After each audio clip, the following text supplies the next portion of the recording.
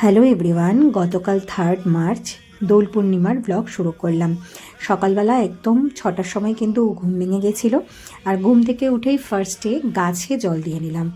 6টার সময় কিন্তু এখানে মহারাষ্ট্রে অনেকটাই এখন রোদ, মানে দেখলে কেউ বুঝতেও পারবে না। যাই হোক, সমস্ত গাছে জল দিয়ে ব্যালকনি ক্লিন করে নিলাম, কারণ গতকাল তো আর বাই আসেনি, তাই সমস্ত কাজ আমাদেরকেই করতে হয়েছে। আগে পুরো ব্যালকনি ক্লিন করে ঘর পরিষ্কার করে নিয়ে স্নান করে নিলাম, এরপর সরাসরি ঠাকুর পুজো করে নিলাম। ঠাকুরের সামনে বেশ সুন্দর করে আবির দিয়ে ফুল দিয়ে একটা থালি সাজিয়ে রেখেছিলাম। ওখান থেকেই আবির নিয়ে সমস্ত ঠাকুরকে দিয়েছিলাম।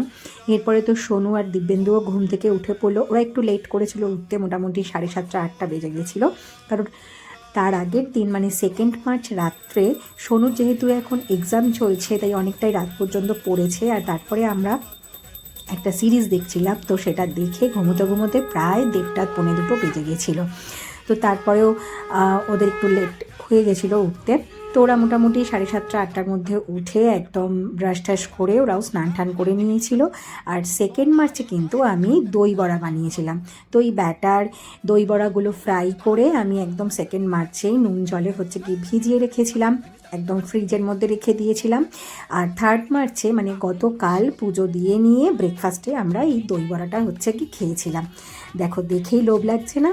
দারুণ বানিয়েছিলাম, সত্যি বলছি, নিজে বানিয়েছি বলে না, একদম রেস্টুরেন্ট স্টাইল দই বড়া হয়েছিল।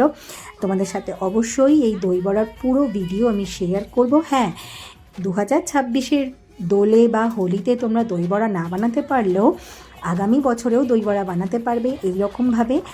আর এখন তো গরমকাল পড়েই গেছে, গরমের সময় এরকম ঠান্ডা ঠান্ডা দই বড়া খেতে কিন্তু ভীষণ ভালো লাগে। যাই হোক, এরপর ব্রেকফাস্ট করে নিয়ে আমি বানিয়ে নিলাম চিকেন কষা। এখানেও অনেকেই বলতে পারে যে দোল পূর্ণিমার দিন ননভেজ খাচ্ছি। কোনো ভগবান তো বলে দিয়ে যায়নি যে এই পূর্ণিমাতে বা অমাবস্যাতে ভেজ খেতে হবে বা ননভেজ খেতে হবে। তো আমার বাচ্চা যেহেতু খেতে ভালোবাসে, আমি তাই বানিয়েছিলাম। আর সোনু তো এখানে পড়াশোনা করছিল খুব মন দিয়ে। আর সত্যি কথা বলতে এতটাও ভাবিনি যে বাচ্চা মানুষ তো হতেই পারে যে বাইরে সবাই খেলাধুলা করছে, কিন্তু সত্যি বলবো ও অনেকটাই লক্ষ্মী। নিজে নিজেই সমস্ত মানে স্নান টান করে ঠাকুর পুজো দিয়ে একটু তিলক দিয়ে দিয়েছিলাম আবিরের, আর এরপরে তো পড়াশোনা করছিল। যাই হোক, গতকাল যেহেতু ছিল গ্রহণ, তো মোটামুটি 3টের মধ্যেই কিন্তু আমরা লাঞ্চ কমপ্লিট করে নিয়েছিলাম। গরম গরম ভাত, গরম গরম চিকেনের ঝোল আর সাথে স্যালাড। তোমরা কে কীরকম দোল পূর্ণিমা কাটালে অবশ্যই জানিও।